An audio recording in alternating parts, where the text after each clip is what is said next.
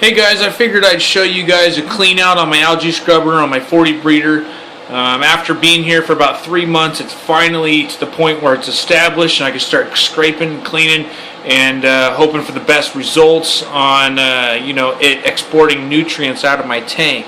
I got the ABI 12 watt red and blue LED over this. I don't know how many inches this is. It's probably right around 7 inches by I'd say 9 inches.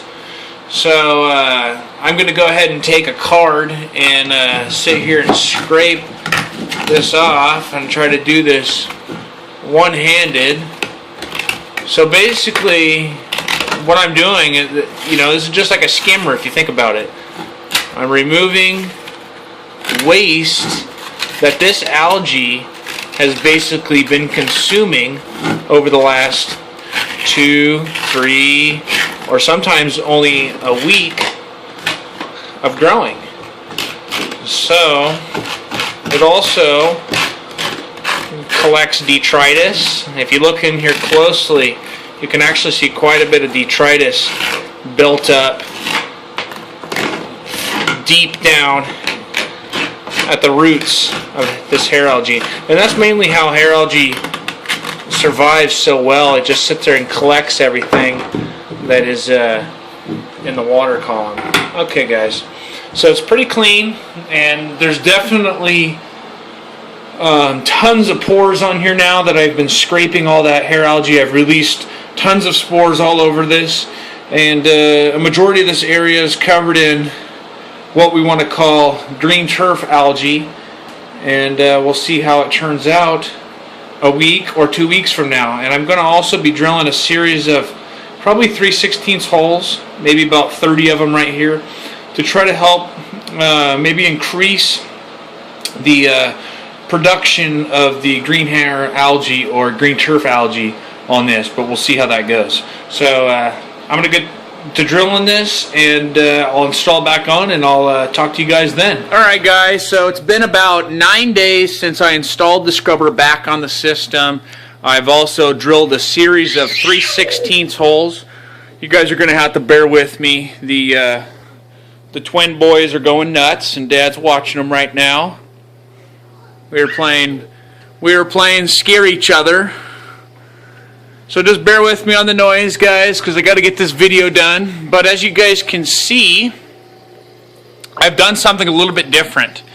I've attached my light and raised it probably right about 4 inches higher than what it used to be. I noticed that it was just burning the crap out of that algae, and I had to get that LED up a little bit higher, which made it to where I can remove my lid, which is so much better, because I was dealing with that thing falling down into the sump occasionally. So I'm going to try, pretty much on the top of this ladder right now, I'm going to try to weasel my way in here without killing myself.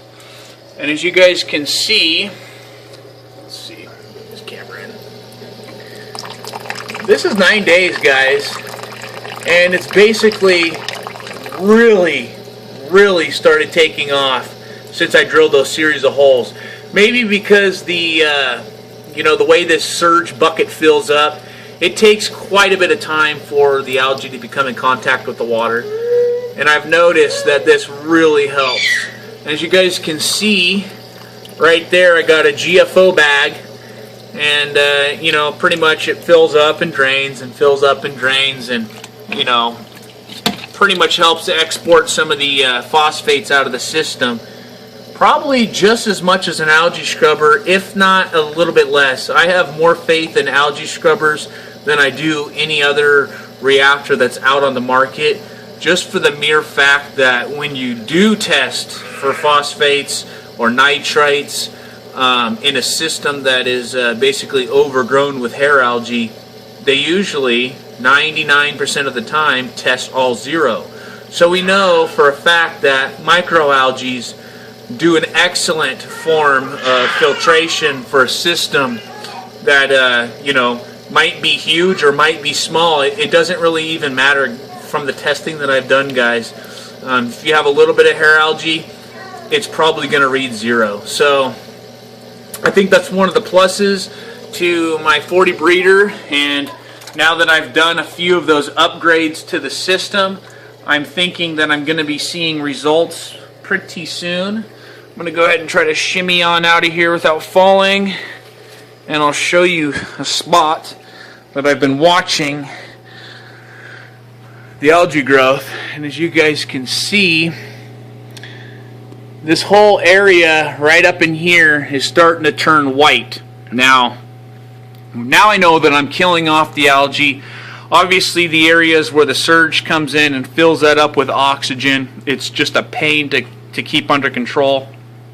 If any of you guys have heard of an upflow algae scrubber, essentially it works with an air stone and your fabric canvas above it, and shit, you can grow algae faster that way than you can usually an algae scrubber itself. So oxygen really does help fuel algae, and it's something that I've been struggling with in a tank so small with so much air coming into the system. But guys, I'm really looking forward to giving you guys an update on the growth itself. If you guys watched my previous video where I traded in my urchin for a few turbo snails, you'll notice that it's definitely helped eradicate the hair algae in a lot of the spots. Hey buddy, Daddy's making a movie. Shh. So these are the main spots that we're going to keep our eye on. Is right here, which is a rock that it's almost impossible for me to keep clear, and this section right here is almost impossible as well, since the surge is split into a T. So I really look forward to the update on this system, and I hope you guys do too. I highly recommend algae scrubbers. I fought algae for a very long time in my 400-gallon hot tub, and pretty much the biggest reason why I was having such a problem was my pump was rusting and, you know, releasing a lot of iron into the system. And I tried GFO. GFO could not even keep up with the amount of iron going into the system. Long story short, I changed the pump out and tried running GFO for another 2 months, and I still didn't eradicate the hair algae until I built my algae scrubber, and within 60 days there was no sign of any algae in that whole entire system. And I think that's pretty good for not having a cleanup crew in a rack that was almost 4 by how long was that, 4 by 3 feet, and you know the only way up to the frag rack was 4 half-inch pipes. So there was no way I was going to be able to get any snails or hermit crabs up those pipes, but algae scrubber saved my butt. So let me know what you guys think. I know you guys have been probably following this tank for a while, and we've been having some issues with the hair algae this whole entire time, but now that I've kind of modified it a bit better than how it was, I'd assume that it's going to basically eradicate itself probably in about 60 days. So I'll give you guys an update on that as soon as I get that done.